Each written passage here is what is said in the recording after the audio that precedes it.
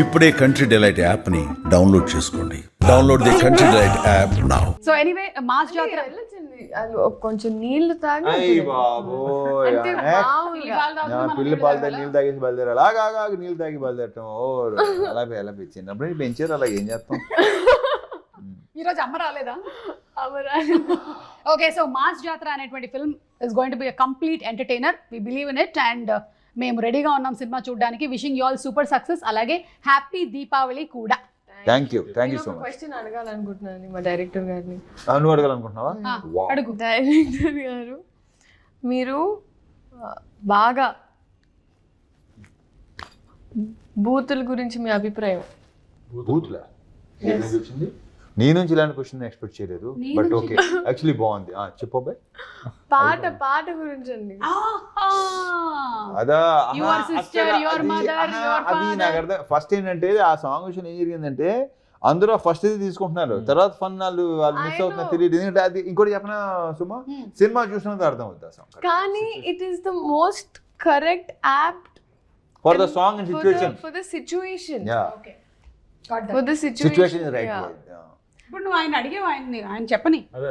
అదే పాపం ఆయన ఆ బాను ఇంకోటి ఈ భలే అసలు అడిగేసరికి నువ్వు టప్పున క్వశ్చన్ వేస్తా అనుకో, ఇలా గాలే చూస్తాడు కాసేపు, అలా ఉంటాడు, అప్పుడు స్టార్ట్ అవుతుంది ఆ గాల్లో. మరి ఆ గాల్లో చూస్తాం కొంతమంది అసలు క్వశ్చన్ వేసిన వెంటనే వెళ్తుంది పైకి.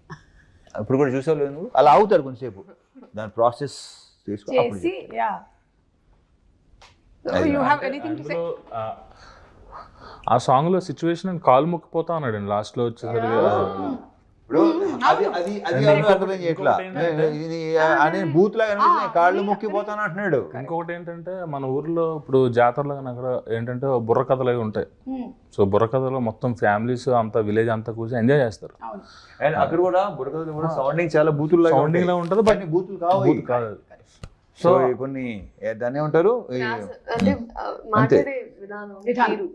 కొంతమంది అన్నారా ఏమిటోనండి దాంట్లో ఆ బూతులు ఏంటండి, ఆ సాహిత్యం అబ్బా అంటే నాకు అర్థం కావట్లేదు. అంటే నా వరకు వచ్చారు బూతులు అంటున్నారు, మిగతా సినిమాలో బోల్డ్ అంటున్నారు.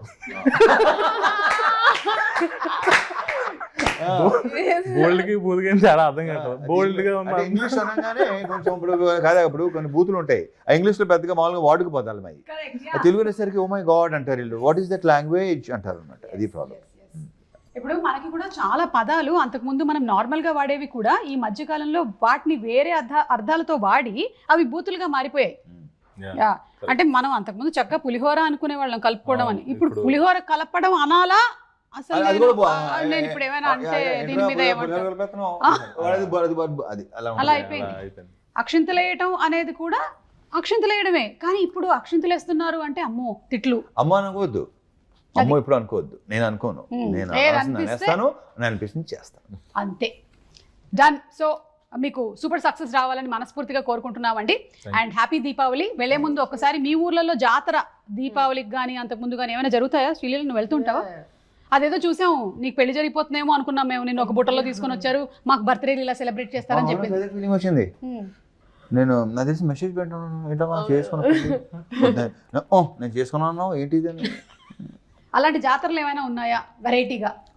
అది జాతరలకి వెళ్తారండి, ఐ ఎంజాయ్, నాకు ఇష్టం. ఎస్పెషలీ ఒంగోలు వైపు వెళ్ళినప్పుడు. సో అండ్ ఇక్కడ మా సెటప్లో కూడా ఆ గుర్రాలు అలాగే ఇలా తిరుగుతుంది, ఏమంటారు,